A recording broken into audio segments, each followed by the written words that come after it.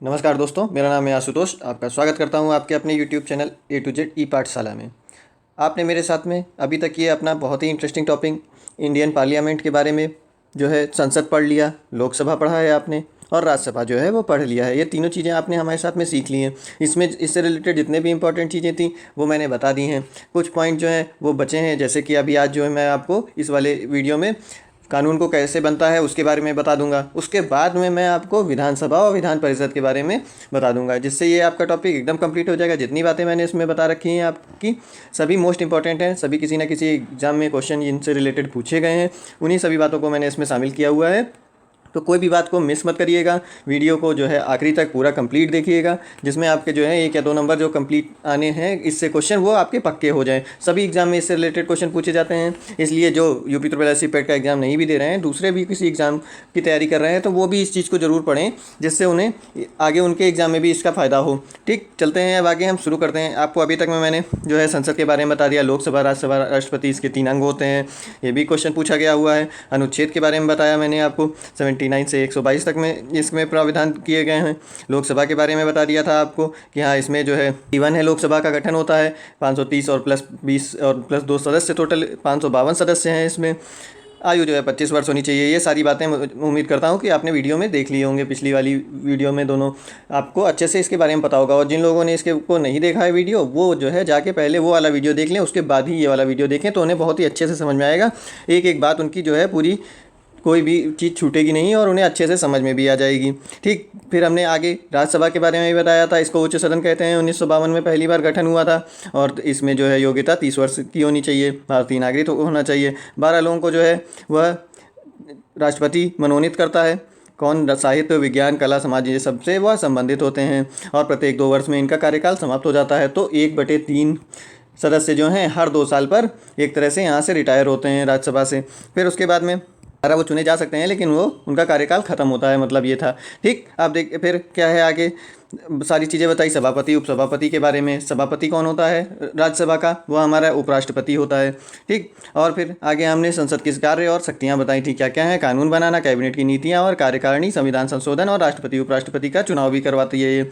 साथ में जो है राष्ट्रपति उपराष्ट्रपति राष्ट्रपति पर जो है महाभियोग भी यहीं पर चलता, आपातकाल जो है वो भी जो है संसद में ही लगाया जाता है, इसकी सारी चीज़ें। ठीक, आज जो है हम सबसे पहले इसमें आप सीखेंगे, आज का टॉपिक हमारा क्या है कि संसद में कानून का बनना, कैसे कानून बनता है, क्या प्रोसेस है, क्या प्रोसीजर फॉलो होता है, किस किस प्रकार के कौन कौन से बिल आते हैं, कौन से विधेयक जो हैं, बिल उनको विधेयक ही कहा जाता है संसद में, किस प्रकार के बिल या किस प्रकार के विधेयक जो हैं वो पेश किए जाते हैं, इन सब चीज़ के बारे में हम जानेंगे। ठीक, तो फिर शुरू करते हैं हम आज का वीडियो अगर आपको पसंद आए, इसमें जो है मैं बात बता रहा हूँ उससे आपका कुछ भी बेनिफिट होता है, तो प्लीज़ चैनल को सब्सक्राइब कर लीजिएगा, लाइक कर दीजिएगा और दूसरों को फॉरवर्ड भी कर दीजिएगा। ठीक, शुरू करते हैं इसको। कानून बनाना, कैसे कानून बनता है संसद में। संसद जो है सबसे उच्चतम विधायी संस्था है जहाँ पर कानून का निर्माण होता है, कानून का बनता है, कोई कानून ख़त्म भी किए जाते हैं। संविधान में संशोधन का अधिकार जो है हमारे में दे रखा है 368 अनुच्छेद में संविधान के अंतर्गत दिया हुआ है कि संसद संविधान के किसी भी भाग में संशोधन कर सकती है। ये संविधान संशोधन का है, यह अनुच्छेद पूछा जाता है बहुत बार। ठीक, ये हो गया आपका। फिर क्या है आपके लोकसभा में, जो लोकसभा का अध्यक्ष, उपाध्यक्ष, महासचिव, राज्यसभा के सभापति, उपसभापति आदि जो हैं संसद के, ये सब जो है अधिकारी कहलाते हैं। ये सब अधिकारी होते हैं संसद के। फिर उसके बाद में जो है जब कोई विधेयक दोनों सदनों में, कोई भी विधेयक जैसे है वह दोनों सदनों में पारित हो जाता है, पहले एक सदन में पेश होगा फिर दूसरे सदन में भी हुआ होगा। ठीक, तो फिर जब वो दोनों सदनों में पारित हो जाएगा तब फिर उसको कहाँ भेजा जाएगा? दोनों सदनों में पारित होने के बाद में, दोनों सदन में पारित हो जाएगा जब, तब वह भेजा जाएगा राष्ट्रपति के पास में। फिर जाएगा राष्ट्रपति, ये ठीक, राष्ट्रपति के पास में जाएगा। फिर जब राष्ट्रपति जो है इस पर साइन कर देगा, राष्ट्रपति ने साइन कर दिया, जब राष्ट्रपति ने भी इसको पास कर दिया, तब फिर वह जो है कानून बन जाएगा, कानून बन जाता है। कानून के बाद में इसको क्या है जो है गजट में प्रकाशित किया जाता है कि हाँ ये जो है नया कानून बन गया है, गजट में प्रकाशित किया जाता है, जिसमें आम जनता को भी इसके बारे में पता चले। ठीक, ये सारी बातें हैं इसकी आपकी, आप देखिए जानते हैं, आपको बताएं तो वित्त विधेयक, ये जो है वित्त विधेयक के बारे में बताएंगे अभी आपको, अभी जान लीजिए इसको खाली। वित्त विधेयक को छोड़कर कोई भी विधेयक जो है कि संसद के किसी भी सदन में प्रस्तुत किया जा सकता है।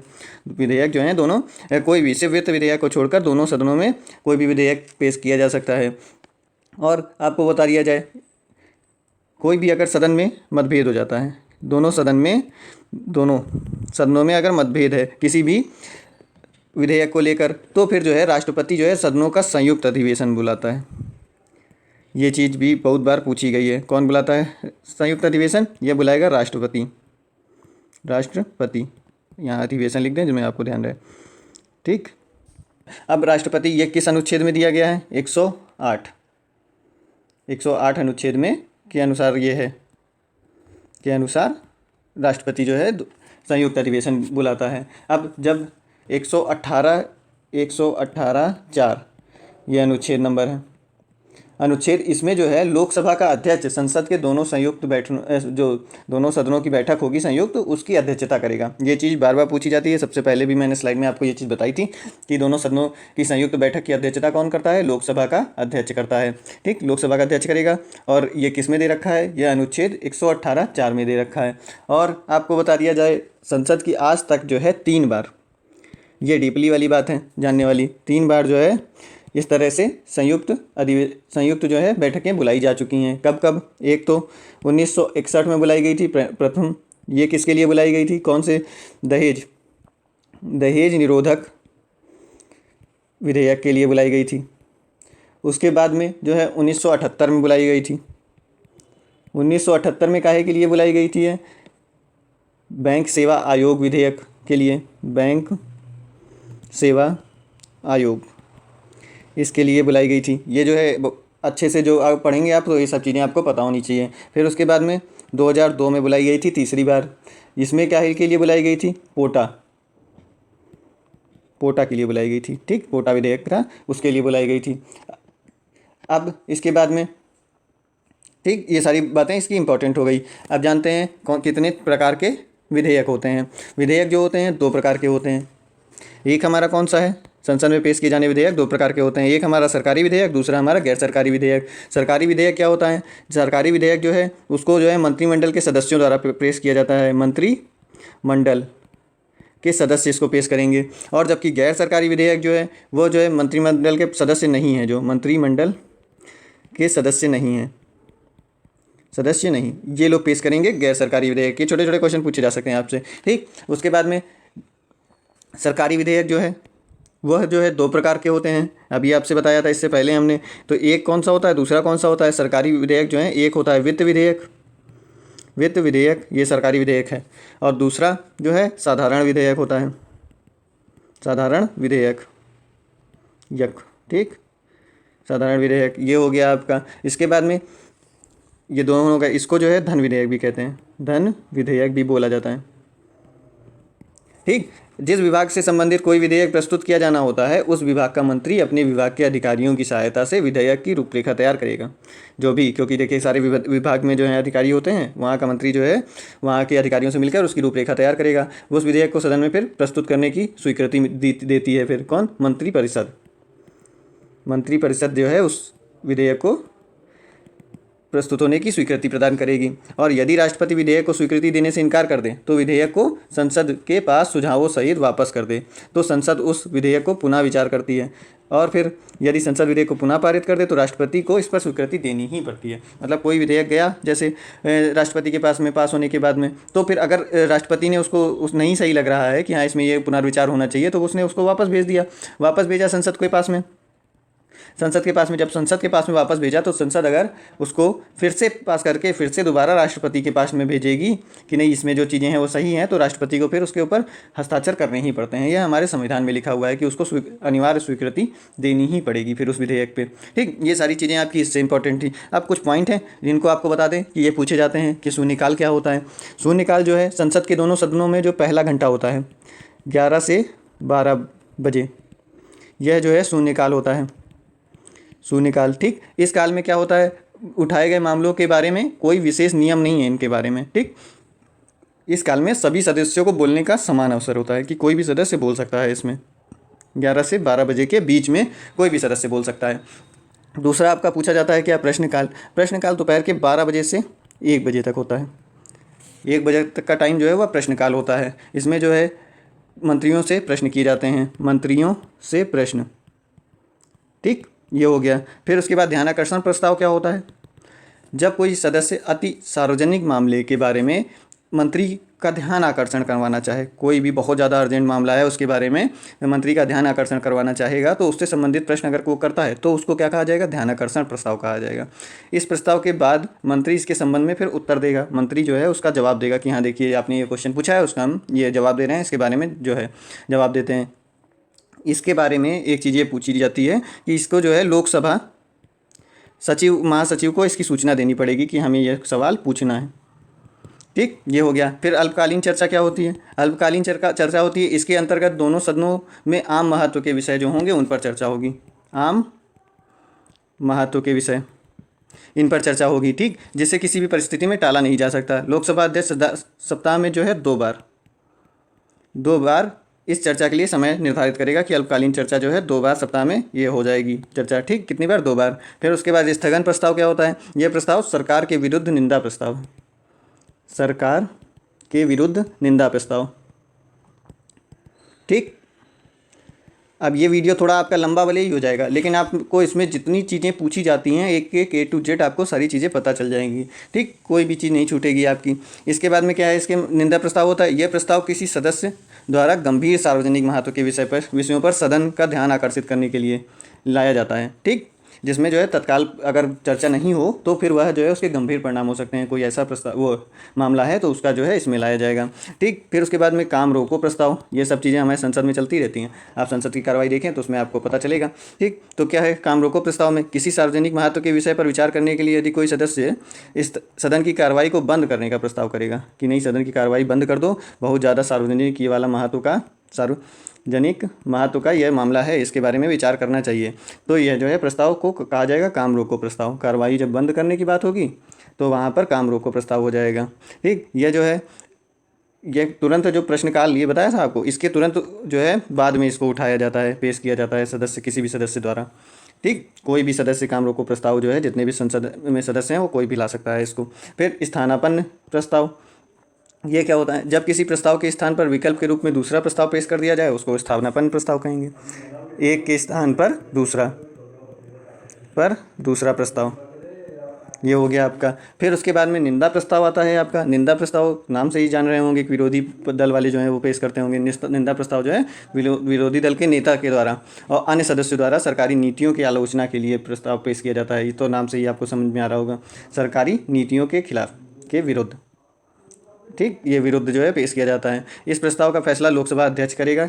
ठीक, कि निंदा प्रस्ताव पारित हो जाने पर सरकार को त्यागपत्र भी देना पड़ेगा। अगर निंदा प्रस्ताव पारित हो जाता है कि सरकार की नीतियाँ जो हैं सही नहीं है तो फिर सरकार जो है वह त्यागपत्र देगी, सरकार गिर जाएगी।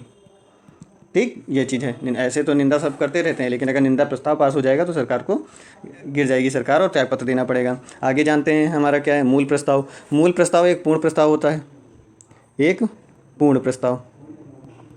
ठीक, अब इसमें क्या है, जो सदन के अनुमोदन के लिए पेश में किया जाता है और ढंग से बनाया गया है होता है, उससे सदन के फैसलों की जानकारी मिलती है हमें। ठीक, ये हो गया आपका मूल प्रस्ताव। फिर विशेषाधिकार प्रस्ताव, जल्दी जल्दी बता देते हैं आपको, ये चीज़ें आप जो है पढ़ भी लीजिएगा PDF में। यदि कोई मंत्री सही तथ्यों को छुपाए, ठीक, और गलत सूचना दे दे, गलत सूचना देने पर है, गलत सूचना देने पर जो है ये विशेषाधिकार भंग होता है कि सदन का कोई भी सदस्य इस विशेषाधिकार प्रस्ताव को सदन में पेश कर सकता है। ठीक, कोई भी पेश कर देगा इसे। एक चीज़ें और थी, जिन प्रश्नों का उत्तर जो है सदस्य तुरंत चाहता है उसे तारांकित प्रश्न कहते हैं, ये पूछा जा सकता है छोटा सा एकदम आपसे। फिर उसके बाद में उत्तर जो है मौखिक दिया जाता है, इसका तारांकित प्रश्नों का उत्तर जो है मौखिक दिया जाता है। और जो प्रश्न जो हैं अतारांकित होते हैं उनका जो है लिखित में उत्तर दिया जाएगा, अतारांकित लिखित। फिर एक आता है आपका धन विधेयक और वित्त विधेयक। ठीक, समझते हैं इसके बारे में। भारतीय संविधान के अनुच्छेद 110 में जो है धन विधेयक की परिभाषा दे रखी है। इस विधेयक को क्या कहते हैं, धन विधेयक को राज्यसभा में नहीं पेश किया जा सकता है, राज्यसभा, ये हमेशा लोकसभा में ही पेश होगा, राज्यसभा में नहीं पेश होगा। इसके बारे में लोकसभा का जो अध्यक्ष है वो अंतिम निर्णय लेगा। जब राष्ट्रपति के पास भेजा जाता है यह विधेयक, तब उस पर लोकसभा अध्यक्ष द्वारा धन विधेयक लिख दिया जाएगा। जैसे ऐसे यहाँ पे लिखा जाएगा धन विधेयक, जो भी वो होगा अगर धन विधेयक। ठीक, अब इसके बाद में क्या है, धन विधेयक सिर्फ जो है राज्यसभा में पेश नहीं होगा, तो मतलब कि लोकसभा में से पेश होगा। लोकसभा में जब पास हो जाएगा तो अब इसे राज्यसभा में भेजा जाता है। कोई भी विधेयक जैसे लोकसभा में पास हो जाता है फिर राज्यसभा भेजा जाता है, फिर उसके बाद राष्ट्रपति के पास भेजा जाता है। अब राज्यसभा इसे ना तो अस्वीकार कर सकती है, अगर कोई धन विधेयक है तो इसे राज्यसभा अस्वीकार नहीं करेगी, मतलब एक और क्रॉस लग गया इनके साथ में। फिर उसके बाद और ना ही इसमें कोई संशोधन करेगी, लोग संशोधन भी नहीं करेगी, तो एक और क्रॉस लग गया। ठीक, यहाँ पर पेश भी नहीं होगा, यहाँ पर जो है संशोधन भी नहीं होगा, और जो है यहाँ पर अस्वीकार भी नहीं होगा। ये सब चीज़ें जो हैं नहीं होंगी इनके बाद में। और इनके ऊपर एक और रूल है कि 14 दिन के अंदर जो है इनको जो है वापस लौटाना होगा पास करने के बाद। अगर नहीं ये 14 दिन के अंदर में 14 दिन ठीक 14 दिन के अंदर में नहीं भी करते हैं ये इस पर, तो फिर जो है इसको जो है अपने आप ही जो है राज्यसभा से पारित मान लिया जाएगा, 14 दिन में पारित हो जाएगा अगर नहीं ये कुछ कर रहे हैं इसके ऊपर। ठीक, तो फिर और उसके बाद लोकसभा जो है इनकी मांग, जैसे मान लो इन्होंने कोई सजेशन दिया, सुझाव दिया कि हाँ इसमें ये बदलिए, तो फिर लोकसभा इस पर बाध्य नहीं है कि वह इसको सिफारिश को माने ही माने, ज़रूरी नहीं है कि वो सिफारिश को माने। ठीक, ये हो गया आपका। अब आखिरी बचता है हमारा वित्त विधेयक। वित्त विधेयक क्या है, आगामी वित्त वर्ष के लिए लगाए जाने वाले जो सभी कर हैं, आगामी वित्त वर्ष के लिए जितने भी जो लगाए जाने वाले कर हैं, वार्षिक बजट पेश किए जाने के लिए तत्काल बाद लोकसभा में पेश किया जाता है कि ये जो है वो कर लगाए जाएंगे। इस विधेयक को पेश किए जाने के 75 दिन के भीतर संसद की स्वीकृति मिल जानी चाहिए, 75 दिन के भीतर। ठीक, ये आपकी सारी इंपॉर्टेंट इसकी बातें थी। अब चलिए इसके बाद में जो है अब हम देखते हैं क्या, अपना विधान परिषद और विधानसभा इनके बारे में जानते हैं, जिसमें जो है आपका ये टॉपिक पूरी तरह से कंप्लीट हो जाएगा, कोई भी आपका इसमें चीज़ें नहीं बचेंगी। ठीक, और एक चीज़ आपको हम इसमें बता देते हैं क्या है, भारतीय संविधान के अनुच्छेद 105 के अनुसार, ठीक 105 के अनुसार संसद के सदस्यों के विशेषाधिकार एवं उन्मुक्तियों को निर्धारित करता है, जिसमें ये इनके कौन कौन से अधिकार हैं, कौन कौन से विशेषाधिकार हैं, इनकी जो है 105 में व्याख्या की गई है। और 253 में एक चीज़ बात ये भी है, 253 अनुच्छेद 253 में कहा गया है कि अंतर्राष्ट्रीय संधियों जो को संपूर्ण भारत में या उसके किसी भाग में लागू करने के लिए संसद जो है राज्य सूची के विषयों पर कोई भी कानून बिना राज्य की सहमति के बना सकता है। कोई भी अंतर्राष्ट्रीय मामला है, कोई संधि हो रही है किसी राज्य से, तो उसमें जो है राज्य से नहीं लेना पड़ेगा, उनसे अनुमति नहीं लेनी पड़ेगी। ठीक, अंतर्राष्ट्रीय समझौते में भी ऐसे ही होता है, ये सारी चीज़ें जो हैं। और सदन में अगर कोई किसी को भी बैठ जाना किसको कहते हैं संसद में, अगर जैसे सदन में कोई बोल रहा है तो कोई सदस्य चुनकर आया है और वो बोल रहा है, लेकिन जो उसको अगर जो अध्यक्ष हैं वो उसको रोक कर दूसरे को बोलने के लिए कहेंगे तो इसको जो है बैठ जाना कहा जाता है। ठीक, ये हो गया। चलिए अब हम आगे अपना देखेंगे विधानसभा और विधान परिषद के बारे में जानते हैं अब हम विधान परिषद के बारे में। ये जो है राज्य में होती है। किसी राज्य की विधान परिषद के सदस्यों की संख्या उस राज्य के विधानसभा के सदस्यों की संख्या का 1/3 होता है। 1/3 होगा विधानसभा के सदस्यों का, यहाँ पर सदस्यों की संख्या। ठीक, विधानसभा से 1/3 होगी, ये चीज़ याद रखिएगा। लेकिन किसी भी परिस्थिति में जो है वो 40 से कम नहीं होगी, कम नहीं। ठीक, उसके बाद संसद कानून बनाकर विधान परिषद की रचना के बारे में संशोधन कर सकती है। अपवाद स्वरूप जम्मू कश्मीर में 40 से कम सदस्य हैं, सिर्फ जम्मू कश्मीर में थे कम सदस्य, वो भी खत्म हो गया, अब तो वहाँ पे बन गई है वो हमारा केंद्र शासित प्रदेश। ठीक, अब देखिए विधान परिषद का गठन क्या है। विधान परिषद में जो है कैसे गठन होता है, यहाँ पर 1/3 सदस्य जो है स्थानीय संस्थाओं के सदस्यों द्वारा, जैसे नगर पालिका, जिला बोर्ड और राज्य की संस्थाओं से आए होते हैं। फिर उसके बाद में 1/3 सदस्य राज्य की विधानसभा, यहाँ से आएंगे, विधानसभा से आएंगे सदस्य।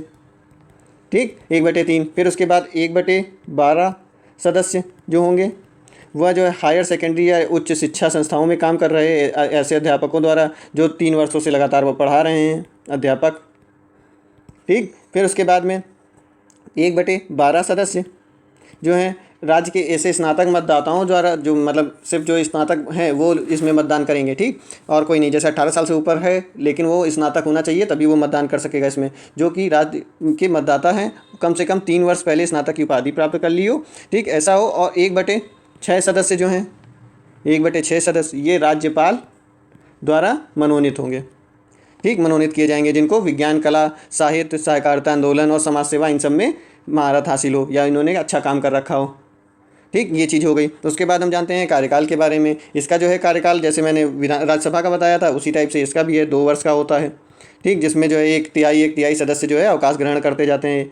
1/3 सदस्य अवकाश हर 2 वर्ष पे फिर नए सदस्य आएंगे। ठीक, ऐसे मिला के टोटल कितना हो जाता है, 6 वर्ष का कार्यकाल टोटल होता है, लेकिन सब जो है 2 वर्ष पर अवकाश प्राप्त करते रहते हैं। फिर इनकी योग्यताएं क्या होनी चाहिए, जो सदस्य हैं उनकी योग्यता, ये सब चीज़ें बहुत बार पूछी जाती हैं, तो वही चीज़ें हम आपको बता रहे हैं। एक एक सेंटेंस जो है सब पूछा जाने वाला है। क्या है योग्यता, भारतीय नागरिक हो, ये तो सबसे मेन योग्यता है ही सब में, भारतीय नागरिक।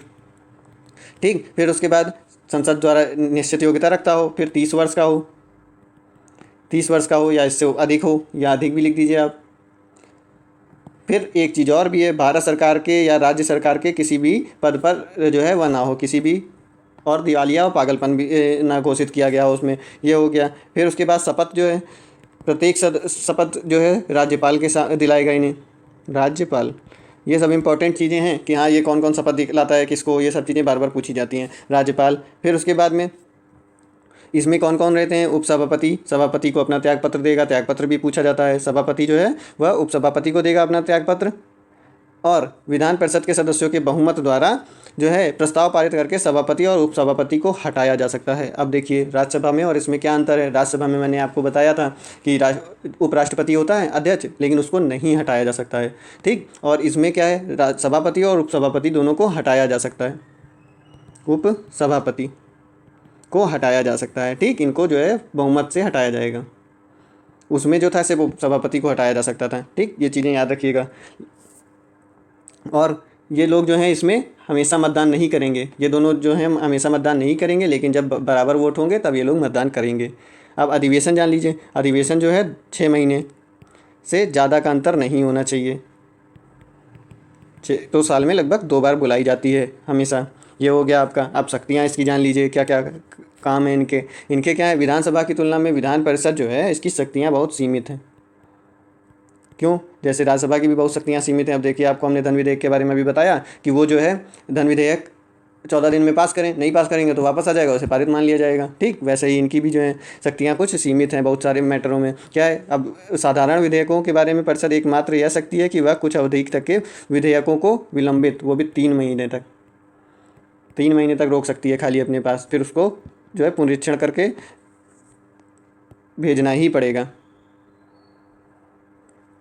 तो यह जो है बहुत बार इसको जो है इस सदन को क्या कहा जाता है, विलंब करने वाला सदन, विलंब करने वाला सदन, या फिर देखिए यहाँ जो है फालतू का बिना सलाह देने वाला सदन भी कहा जाता है। ठीक, ये चीज़ें इसकी है। अब धन विधेयक के बारे में जैसे राज्यसभा वाला होता है वैसे इनका भी है कि यहाँ पर भी 14 दिन से ज़्यादा नहीं रख सकते। बहुत सारी राज्यों में जो है हमारी विधान परिषद नहीं है। ठीक, ये चीज़ें हो गई आपकी, आप इम्पोर्टेंट विधान परिषद के बारे में। अब जान लेते हैं हम विधानसभा के बारे में। विधानसभा जो है इसमें भी देखिए, विधानसभा में 500 अधिक से अधिक जो हैं 500 सदस्य, अधिक से अधिक, और कम से कम जो है 60 सदस्य, कम से कम 60 सदस्य होने चाहिए, और अधिक से अधिक 500 सदस्य हो सकते हैं। यह जो है जनगणना के आधार पर है, हम लोगों का जनसंख्या के आधार पर इसको तय किया गया है। और 75,000, कम से कम जो है 75,000 जनसंख्या वाला प्रतिनिधित्व जो है प्रत्येक सदस्य करता है, इससे कम नहीं होती है। फिर उसके बाद इसका गठन जान लीजिए। इसमें क्या है, विधानसभा के सदस्यों का चुनाव हम लोग करते हैं। कैसे होता है, डायरेक्ट प्रत्यक्ष निर्वाचन, प्रत्यक्ष निर्वाचन, हम लोग सब लोग वोट डालने जाते हैं, पद्धति द्वारा किया जाता है। ठीक, अब उसके बाद वयस्क मताधिकार कहते हैं इसको। राज्यपाल जो है अगर 2 सदस्यों को करेगा, 1 सदस्य को इसमें करता है, सॉरी 1 सदस्य को करेगा अगर आंग्ल भारतीय समुदाय का कोई व्यक्ति नहीं है, देखा है कि उसके नहीं हो पा रहा है कोई भी सदस्य, तो यह जो आंग्ल भारतीय सदस्यों की नियुक्ति है यह जो है 9 राज्यों में है, भारत के 9 राज्यों में इनकी नियुक्ति की जाती है। अब कार्यकाल देख लीजिए। कार्यकाल जो है 172 अनुच्छेद के अनुसार जो है इनका राज्य विधानसभा का कार्यकाल जो है 5 वर्ष का होता है। इससे पहले भी जो है वो भंग की जा सकती है, राज्यपाल भंग कर सकता है। आपातकालीन स्थिति में संसद जो है कानून बनाकर विधानसभा को भंग कर सकता है, विधानसभा को भंग कर सकता है। अब अगर मान लीजिए आपातकालीन स्थिति आती है तो 1 वर्ष तक बढ़ा भी सकता है। ठीक, समय बढ़ा भी सकता है, लेकिन जो है आपातकालीन स्थिति जैसे उसमें भी था लोकसभा में, वैसे समाप्त हो जाएगी तो उसके 6 माह तक जो है लागू रहेगी, उसके बाद चुनाव कराने ही पड़ेंगे। फिर आगे चीज़ें हम देखते हैं, पेज ऐड कर लें। क्या है, योग्यता। योग्यता बहुत बार पूछा जाने वाली चीज़ें हैं, योग्यताएं। ठीक, क्या क्या होनी चाहिए, भारत का नागरिक, भारतीय नागरिक। फिर उसके बाद में 25 वर्ष से अधिक आयु, और फिर वह जो है किसी भी लाभ के पद पर नहीं होना चाहिए, मतलब कि कोई सरकारी नौकरी आप करेंगे तो फिर इस नेता नहीं बन सकते हैं, राज्य लाभ के पद पर नहीं। ठीक, ये चीज़ें। पागल दिवालियापन तो सब में ही आ जाता है कि पागल दिवालियापन घोषित नहीं होना चाहिए, पागल दिवालियापन, ठीक, वो घोषित नहीं होना चाहिए। ये सारी चीज़ें हो गई। अब इसके बाद में शपथ कौन दिलाता है, ये भी पूछा जाता है। शपथ दिलाएगा राज्यपाल, ये सभी सदस्यों को शपथ दिलाता है। पदाधिकारी जो हैं कितने साल के लिए आएंगे, सब 5 साल के लिए, 5 वर्ष के लिए, ठीक। और अध्यक्ष का कार्यकाल कितना होता है, वो भी 5 वर्ष का होता है, 5 वर्ष, ठीक। ये भी हो गया आपका, ये सारी चीज़ें हो गई आपकी। और अगर विधानसभा भंग हो जाएगी तो सभी को अपना पद त्यागना पड़ेगा, ये चीज़ हो गई। अब उसके बाद में जो हमारा अध्यक्ष होता है वह जो है पुरानी, जब नई लोकसभा नहीं सॉरी नई जो है विधानसभा आएगी तब उसमें जो है पुराना जो अध्यक्ष है, जब तक पहला अधिवेशन नहीं हो जाएगा तब तक में वह अपने अध्यक्ष के रूप में बना रहेगा। इसमें प्रोटेम स्पीकर के लिए नहीं होता बनता, क्योंकि वो पुराना ही अध्यक्ष बना रहता है, ठीक। अध्यक्ष जो है, त्यागपत्र की बातें बहुत बार पूछी जाती हैं। अध्यक्ष उपाध्यक्ष को देगा अपना त्यागपत्र, और जो उपाध्यक्ष है और उपाध्यक्ष जो है वो अध्यक्ष को त्यागपत्र देगा, ठीक। और जब दोनों पद रिक्त हों तब विधानसभा के किसी अन्य सदस्य को उस पद के लिए फिर चुना जाता है। विधानसभा अध्यक्ष वही कार्य करता है जो लोकसभा का अध्यक्ष, सेम, दोनों का पैटर्न वही रहता है। इसमें भी आप जान लीजिए कि इसमें जो भी कोई विधेयक पास होगा तो उसमें जो है हमेशा मतदान अध्यक्ष उपाध्यक्ष नहीं करेंगे, लेकिन जब मत बराबर होंगे तब फिर वह अपना मतदान करेंगे। और आपको इससे पहले हमने जो है बताया था निंदा प्रस्ताव के बारे में। अगर जो है विधानसभा किसी विशेष कार्य के लिए किसी मंत्री के विरुद्ध जो है निंदा प्रस्ताव अगर पारित कर दे तो फिर समझ लीजिए कि मंत्रिपरिषद, पूरी मंत्रिपरिषद को त्यागपत्र देना पड़ेगा, ये चीज़ है। और वेतन भत्ते इनके कहाँ से मिलते हैं, इनके जो है वेतन भत्ते विधानसभा के अध्यक्ष और उपाध्यक्ष को राज्य विधानमंडल द्वारा निश्चित किए गए वेतन भत्ते मिलेंगे, ठीक। अधिवेशन के बीच में 6 महीने से ज़्यादा का अंतर नहीं होगा। ये सारी चीज़ें हो गई। फिर उसके बाद इसका कार्य क्या है, कार्यपालिका पर नियंत्रण रखना, पालिका पर नियंत्रण रखना और कानून बनाना और राज्य लोक सेवा आयोग की शक्तियों में वृद्धि करना, यह इसके कानून हैं, यह इसकी शक्तियां हैं, ठीक। ये सारी चीज़ें हो गई आपकी कंप्लीट। इसके बाद में आपका कोई भी चीज़ें नहीं बचती हैं, इसकी आपको PDF भी मिल जाएगी, ठीक, जिनमें सारी चीज़ें आपकी रहेंगी, उसको पढ़ लीजिएगा, कोई भी आपका क्वेश्चन इससे फिर नहीं छूटेगा। और वीडियो पसंद आई हो आपको तो फिर इसको लाइक कर दीजिएगा, चैनल को सब्सक्राइब कर लीजिएगा और दूसरों को फॉरवर्ड भी कर दीजिएगा। जब तक के लिए पढ़ते रहिए, नमस्कार, धन्यवाद।